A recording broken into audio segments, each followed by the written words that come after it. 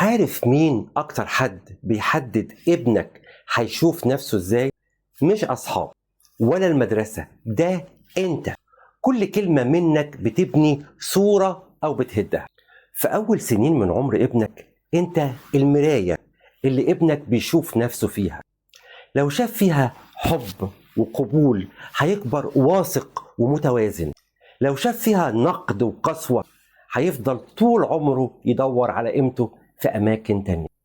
تعالوا نشوف مع بعض إزاي نبني جوه أولادنا صورة صحية عن نفسهم تخليهم يكبروا أقوياء وواثقين في نفسهم. الحب المساند هو الأساس. في حاجات كتير بتبني صورة صحية للطفل عن نفسه، لكن أهمها الحب المساند والتواصل الجيد. لما الطفل يحس إنه محبوب بجد بدون شروط، مش لأنه ناجح أو مطيع، لأنه ابن محبوب في كل الأحوال، ده بيزرع جواه إحساس بالأمان الداخلي والقيمة الذاتية. لكن على العكس، لو الطفل حس إن حب أهله له مشروط بسلوك معين، أو إنه مش مهم أو مش مسموع، ده بيدخله في صراع نفسي خطير، ويفتح الباب لسلوكيات خاطئة أو حتى إدمانات خطيرة نتيجة البحث عن تعويض لهذا. وقت خاص يومي مفتاح العلاقة الصحية. من أهم الطرق اللي بتوصل الحب للطفل تخصيص وقت يومي لقضاء معه، والوقت ده مش لازم يكون وقت طويل، لكنه لازم يكون منتظم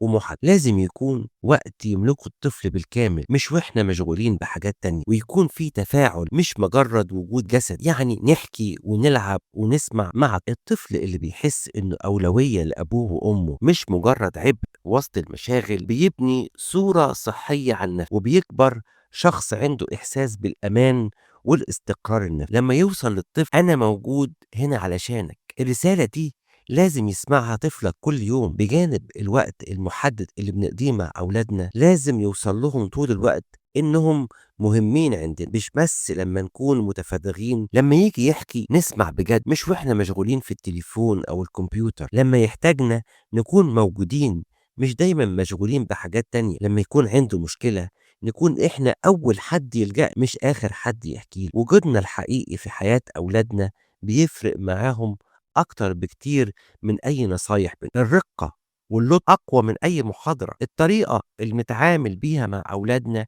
هي اللي بتحدد هم شايفين نفسهم إزاي. الطفل اللي بيتعامل برقة ولطف ويحس إنه محبوب ومهم، أما اللي بيتعامل بقسوة وصراخ وإهانة بيبدأ يشك في قيمتين وبس. إعداد وتقديم صموئيل القمص، ماجستير مشهورة من جامعة هولي.